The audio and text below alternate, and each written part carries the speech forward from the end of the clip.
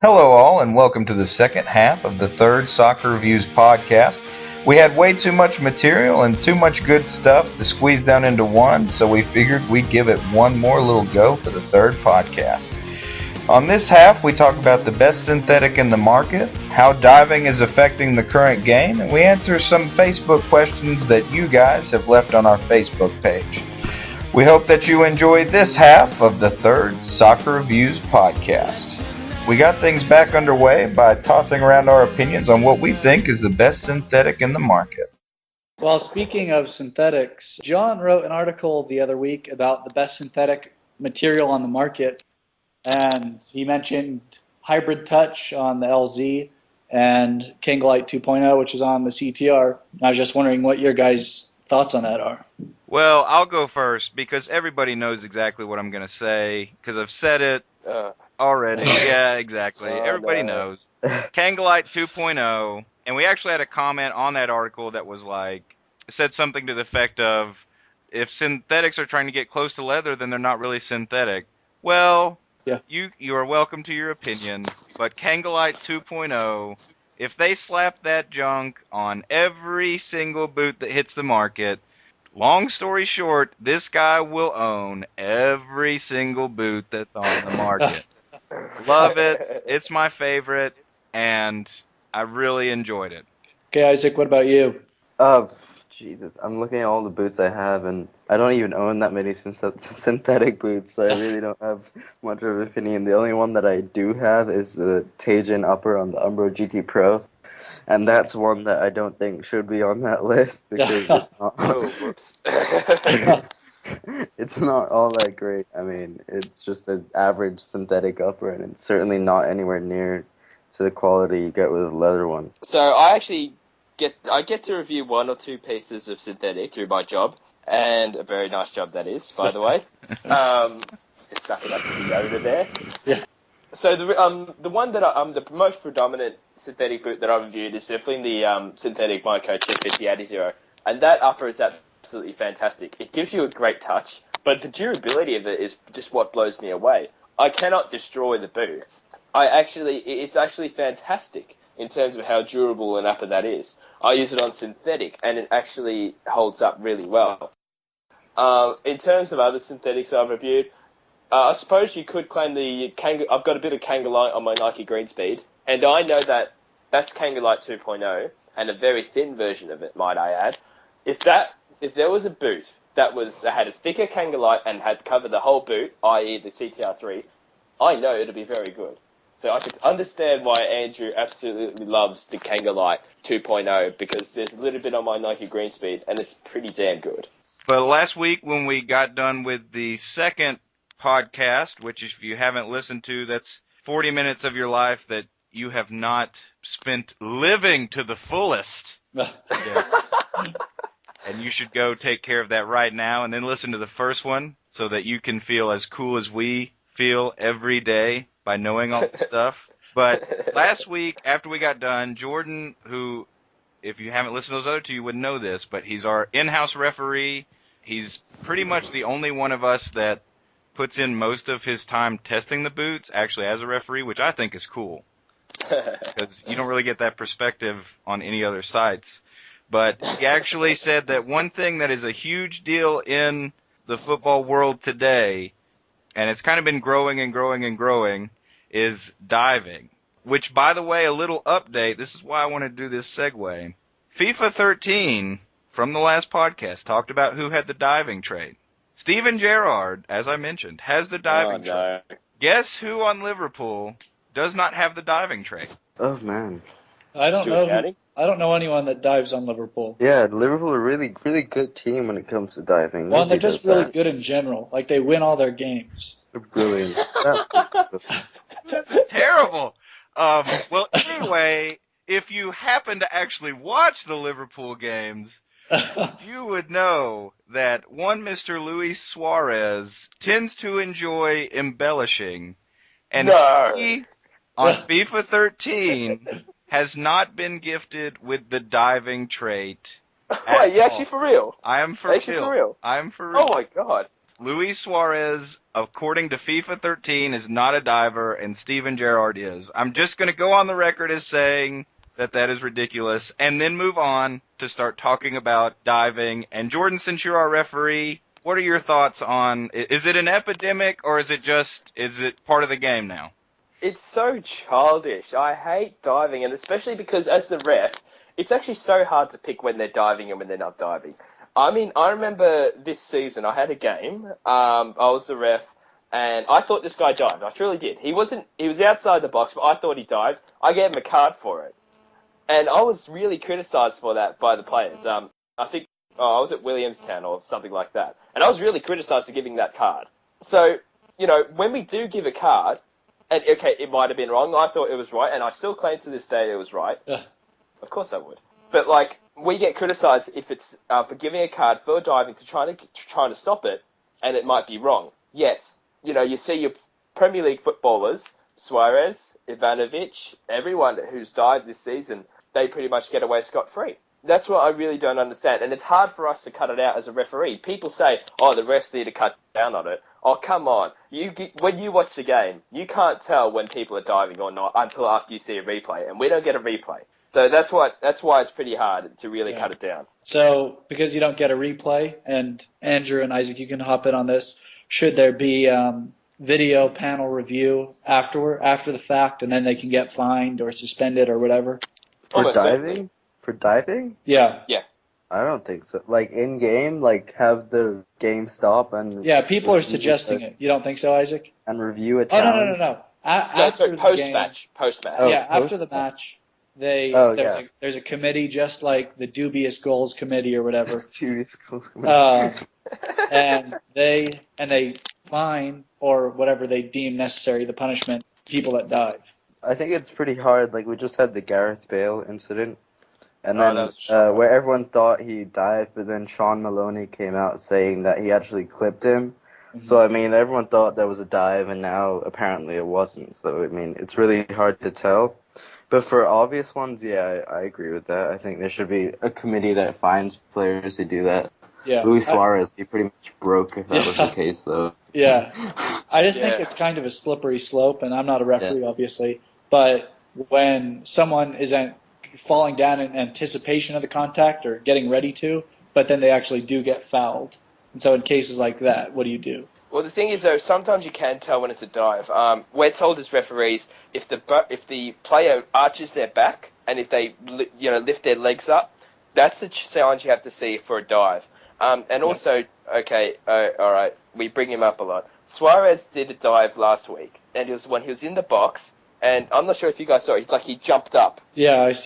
See, that was a dive, and that was the signs I was talking about. He lifted his feet up, he arched his back. So you can see signs like that, and to anticipate, you can look at dives. So that's why I reckon if they went back, reviewed these dives, gave them 2 weeks off, just like Tony Poulos was saying, then yes, I reckon you will be able to cut it down. Yeah. Well, let's put it this way. In the AFL this year, the season's just finished. There was an incident where a player dived. He staged for a free kick. He was reported and was given a 2-week ban, Lewis Jetta for Essendon.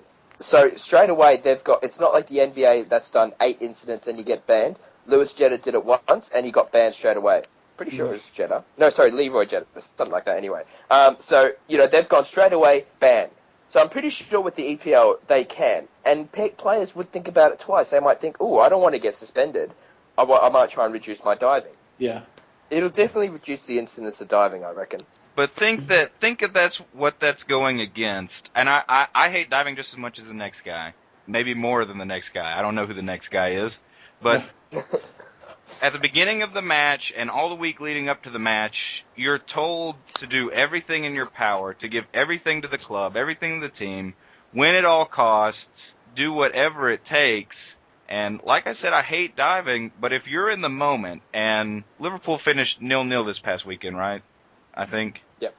Which is surprising because they win all the time. But since they finished 0-0, in Suarez's mind, or if you were in the situation and you're thinking, we need 1 goal, and 1 goal gets us 3 points, 1 goal moves us up the table, 1 goal gets us closer to being away from actually getting relegated, and so you take a dive. So it's one of those situations where it's tough to slap a player on the wrist or to give them the fine when the fans, the coaches, the owners, everyone around them is saying, whatever it takes, bring home the win. Yeah. That's a good point, actually, yeah. Here is Luis Suarez. It's a late burst by Joe Cole into the box. Suarez is still going here. Well, he kept his feet, or he tried to, and then he slipped. And I wonder... That's a good word. That's a very good word, Jonathan. Slipped, I'm not sure of that. I think that was a ridiculous dive in the end. Well, I think our viewers probably don't want to hear us comment on it anymore. Kind of stretch that. Yeah, but if you guys want to share your opinions, and by you guys, I mean the viewers, just leave a comment on the Facebook page or something. We haven't Speaking of, decided whether they're viewers or readers, have we? Yeah, they're both. They're both. Yeah, both. You special people Yeah, And who are listeners. letting us go so well. Viewers, listeners, and readers. yeah, All of the above. and friends. And friends. Yes. Uh, I don't Is know. it- I have to know you a little longer before you're my friend. yeah, But speaking of what Ben said about commenting, about telling us what you want to say, about saying how much you hate Americans, about saying how much you dislike Australians, whatever you want to say on the YouTube, on the site, The way that I say Adidas. yeah. about Jordan's proper way of saying boot companies, go ahead and comment that stuff, because we've actually got a couple comments on our Facebook this week that we're going to answer, and we're going to give our, and I say this with as much sarcasm as possible, expert opinion.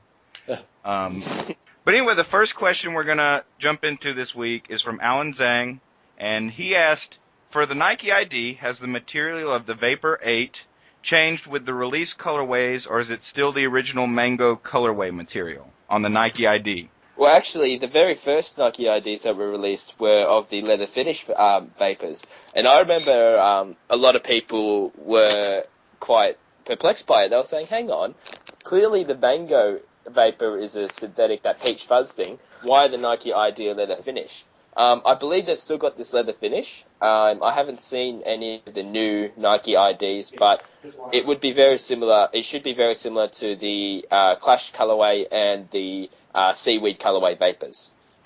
And he also asked, he said, why hasn't Nike released Nike ID versions for the top tiers like the CTR Maestri and the T90 Laser? Do we really know why they haven't done that? I think it's more of a marketing thing than an actual problem that they have with it. To make the top tier releases, like the colorways for that, more of an exclusive. I guess you can't design your own. You have to buy what we've made for you, sort of thing. But Could it I don't also think be... Oh, sorry. Oh yeah, go on. Could it also be because the T90 Strike is quite similar to the Laser and the Trequartista isn't too far away from the Maestri? That's possible. Yeah, I don't My think that's opinion that. or thought, and this could be completely wrong, maybe Nike will email me this coming week, which would be cool. But I think maybe they've got certain materials where, because I don't know if the world knows this, but at the heart of almost every person and every company, if you can do something the easy way or the lazy way, you're going to end up doing it the easy way or the lazy way. So I wonder if it's not just a pain in the butt to take Kangalite 2 or the stuff that the T90, whichever it is, if it's synthetic on the ID or if it's the Kangalite, or if they're just, that's too much trouble to custom make those. I've always wondered if maybe that's the case. That's a fair point, actually. I reckon you could be onto something there. Who knows? Anyway, not like we know anything. Do you guys Thanks have for the question, Alan. Yes, thank you, Alan. Do you guys have anything else to say on that I could edit back in there? Are we good on that one? I think it's good. All right, Yep. We'll move on. We've got 3 more, and then we'll be done. We also have another question on the Facebook from Zachary Ryan. Hello, Zach. How are you? That's so weird. It's a charm about the podcast, Isaac. Yeah. It's a charm. It's a nerdy, uncool charm. Oh my god. Well, going back to your question, Has Nike done anything about their stud plates? And Zachary, I'm an English teacher. There is T-H-E-I-R, not T-H-E-R-E. How dare you sully our Facebook? I'm gonna edit that out so quickly. It's not even. Yeah. Has Nike done anything about their stud plates because of the recent controversy? I don't think No. they've done anything. Not, They haven't. not that I know of. Officially, Maybe officially they for haven't done future anything. models, but in a short answer, no. Yeah. So there you go. And also, do you think Nike will release any new colorways for the CTR or the new T90s, which I think that's the flip side of the last answer, and that is, of course, yes. Yeah, simply We've got the boot. Yep, don't forget, guys, we've got the boot calendar on the website. Yeah. You can go there for all your new releases. Plus, we always manage to get something exclusive that we hear down the grapevine, and we make sure you guys hear it first when it comes to colorways and new boots anyway. Yeah, well, just to tell you about a new laser colorway, the next one I think is a very, very bright yellow, neon yellow Yes, it colorway. is. Yes, it is. Is it kind of the color of that Lunar Gato that I actually just got, the Volt, Volt, Volt? Is it Yeah. that same color? Mm-hmm. Good Lord, that color, it burns your eyes. It hurts. Also, do you remember the yellow vapor from last year? Or it might have been 2 years ago now? I think it was a Superfly. Yeah. It was like a vapor super. Oh, yeah. yeah. The first Yeah. Superfly, yeah. Yes, similar to that. Okay. All right. Okay, next question. Thanks for that, Zach. thank Next you, question, Zach. we got one from Maxwell Booty Darmatopic. That is a name. Will Nike introduce new Will Nike introduce new football boots? New futsal boots. I guess that's the question. Yes, they will. We're actually talking about this earlier. Yeah. So there's going to be a bit of a redesign in terms of the 3 Nike futsal boots they have at the moment. Do you want to clarify on that, Andrew? I think you were talking about it earlier. Actually, that was Ben. Or was it Ben? Sorry. I have absolutely no clue. Well, I just see images of the boot. Someone check in for It's on the our person Facebook who asked wall. this question. Check out our Facebook page. Someone actually posted a photo of the 3 new boots. It won't be any new ones actually, or new shoes. It'll just be a redesign like Jordan mentioned. So go to the beginning of the podcast to find out more. Right. Very concise. Yeah. And Lorenzo Bonfiglio, we already answered your question. Just rewind a little bit. Yeah. But you get a mention. Yeah. And Jordan, would you like to take a stab at that last one? All right, so we got Semi Compaverde. Sorry, champ. Okay, so It's a strong do you guys Irish name right there. So do you guys think that there are any problems with durability from the big companies? I reckon it depends on which boot you're using, Yeah. to be honest. I don't think there's an actual durability issue. Yeah. We wrote an article a while back, I think it was Jordan, on the most durable boots. Am I correct? Yes, I did, yes. So I just suggest to our friend to check that out. But we can he talk wrote about that, and then it happened to appear on 3 or 4 different sites. Jordan and I talked about that, but we've always been known as trendsetters. it. Yeah. But one thing about the durability of the boot, sorry, Andrew, man, sorry. It's not like the companies make their boots and then they think, oh, we'll make sure that it wears out in 1 year so that the consumers have to buy more. It's definitely not that. It's just a matter of how well you look after the boot. If you take them off, still, with mud all over it and you leave it outside, of course the boot's not going to last. You got to make sure you clean it. You got to make sure you use the shoe horns. What's it called? You can just chuck newspaper in there to make sure the shape holds together. It ultimately depends on how much you love your boots, and we love our boots, so they always last a long time. Yeah. Right. Well, So that's what all it is. to play devil's advocate for just a second on the company's side, I guess, even though we rarely take that side, you have to think for the product that it is, which is something that goes on your feet, and the sport that we all enjoy, which is football in some countries, soccer in some, and whatever you want to call it. We are going through intense pressure on these things. So it's almost to the point where I realize the warranty on most of them is a year, and a lot of us want our stuff to last longer than that. We wish we could buy one boot when we're 16 and be using it when we're 26 and then 36. Yeah. But you have to think that, honestly, if you're playing 3 to 4 times a week, and even if you're taking good care of them, I'm not seeing many boots nowadays, and, with how light they're making them and how many they have to produce. Like I said, playing devil's advocate here, they have to produce millions, the materials are thin. So to me, it really seems like, and, Ben and Jordan both said that they don't really see any problems. And I think the reason that is because when you consider that they're on our feet, we're running, we're getting tackled, and the fact that they even last longer than 2 weeks is almost impressive. I realize that really sucks if they only last 2 weeks. Yeah. But considering the heck we put them through, I mean, we just destroy these things, and the fact that some of them even last up to a year or past, I think that that's just impressive. Yeah. That's a good point, actually, depending, especially when you said, you consider the weight and the new materials that are going into a boot. So, yeah, it's a decent settling point. We hope you guys enjoyed the Third Soccer Views podcast, both parts of it, in fact, and we hope you join us next time when we discuss more current soccer equipment topics, answer some of your Facebook questions, and we try to keep Isaac from sounding like he's about to fall asleep while we make sure that Jordan sounds less Australian. But it's really hard to accomplish that within the span of a podcast, and we hope you join us for it. Once again, thanks for joining us, and we hope you'll join us next time on the Soccer Reviews podcast.